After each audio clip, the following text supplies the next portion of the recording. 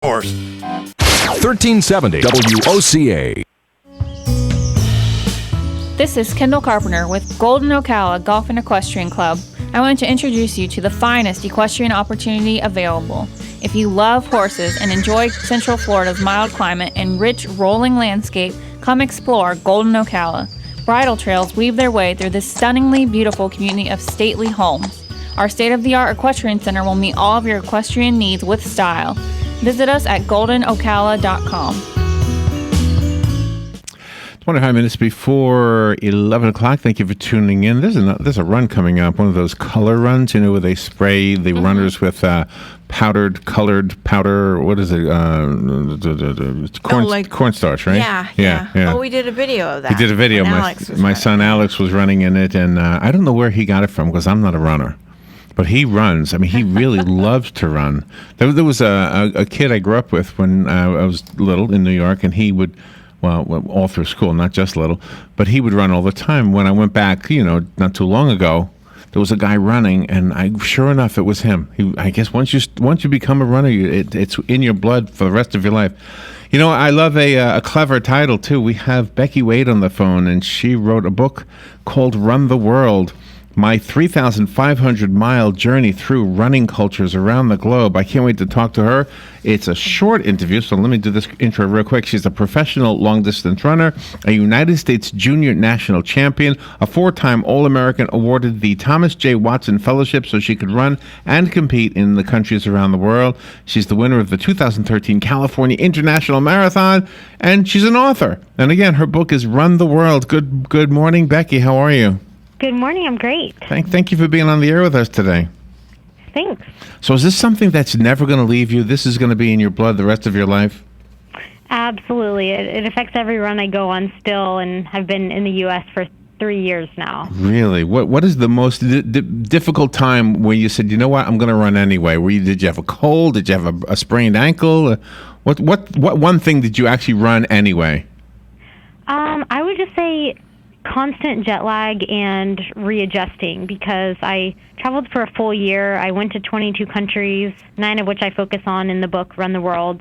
So I was chronically exhausted, but I always felt better after a run. Well, and congratulations on the clever title. That you couldn't have had a better title. That's just thank you. When did you come up with the title? In the plane while you're flying? You think, God, you got a great idea for a title.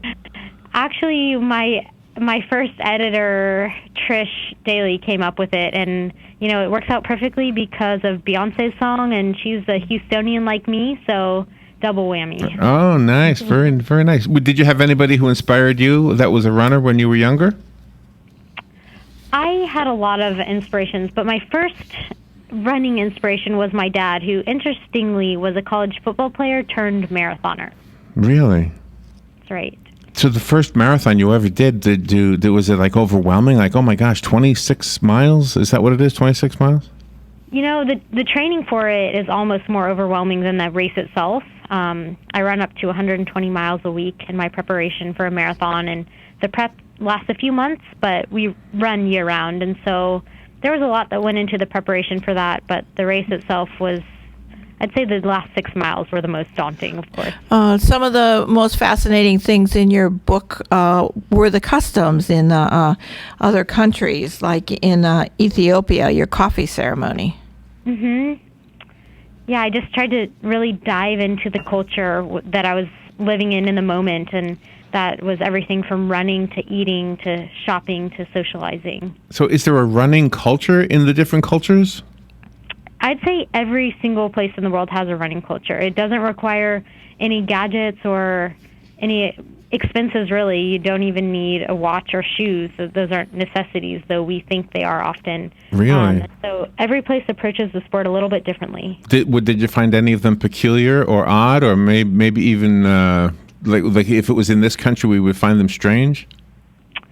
Yeah, I think a lot of things that I encountered would be odd to different people.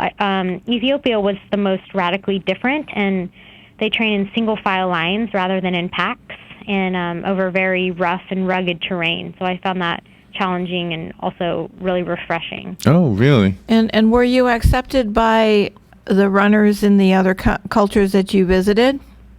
I really was. Yeah, I felt embraced. almost in every circumstance. Not every single one, but I never had a problem finding really kind and welcoming runners to train with and also to live with. We have a young man in our community who is in a wheelchair, and he was paralyzed from his chest down, I think it is, and he almost made the Olympics this time around. He just didn't pass the what do you call it? The trials. The trials. But he's got his hopes up that he'll be doing it in 4 years, and he's got some coach he's going to be working with, I think in Utah, something like that. Tell me about your own trials for the Olympics, and do you have a coach that makes a huge difference for you? Yeah, I'm actually sitting in my main coach, Jim Bevan's office at Rice University right now. And I also have a mentor, Joe V. Hill, who's one of the most well-respected running coaches in the country, if not the world. And they make a huge difference in my training. They structure my days and my long-term training plans, but also just are constant sources of encouragement and optimism and inspiration. Robin pointed out to me something about a missing rail on one of the one of the things you jumped over, and please help me out because we don't know the jargon and everything.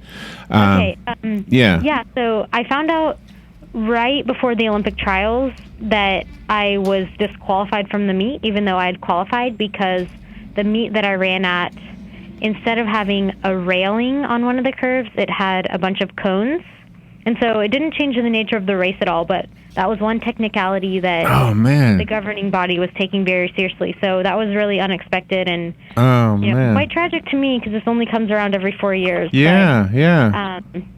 After a whole lot of chaos and disappointment, I was eventually accepted into the meet a couple days before, had to rebook everything, try to rally, but unfortunately did not qualify. Oh, my goodness. What a heartbreaker. Well, and there must have been others who also were automatically unqualified or disqualified because of that same reason. Actually, only 3 of us ran the qualifying time at that meet. Oh, really? And the other 2 had times from a previous meet. Oh, gosh. But I had only run 2 steeplechases in the last 4 years, and so I was out of luck. Did you find about that news from the phone? Because if you did, you threw your phone across the room, didn't you?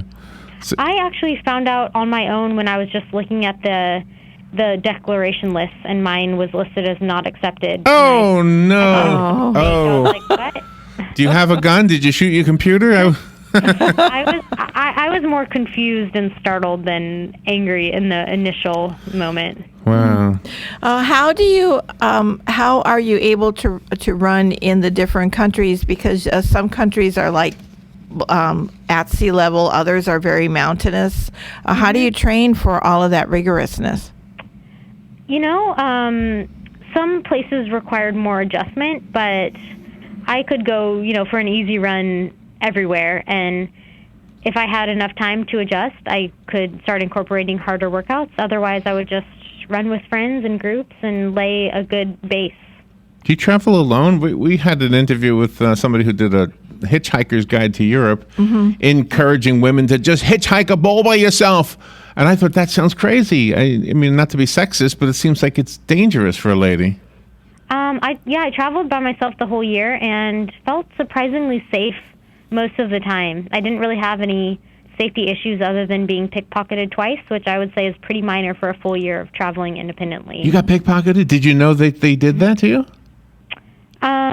Yeah, one time I saw it happening, but I, didn't stop them. And then the other time I just noticed right after it happened that my wallet was gone. But that's pretty minor for everything that could have happened. Wow. And you've also been able to ward off injury and things. You've been to an acupuncturist, and you haven't had life-threatening injuries, which was good. That's right. Yes, I'm very thankful for that. Well, we're thankful you're on the air with us. I know you're doing a lot of these radio interviews. The book is called Run the World. Becky Wade, what an honor to have you on the show. It says here you are the 3rd fastest female American marathoner under 25. Thank you for having me. Wow, that's awesome. Good luck with everything you're doing, and come back if you could. Thank you very much. That would be awesome. All right, we'll be right back. This is The Source.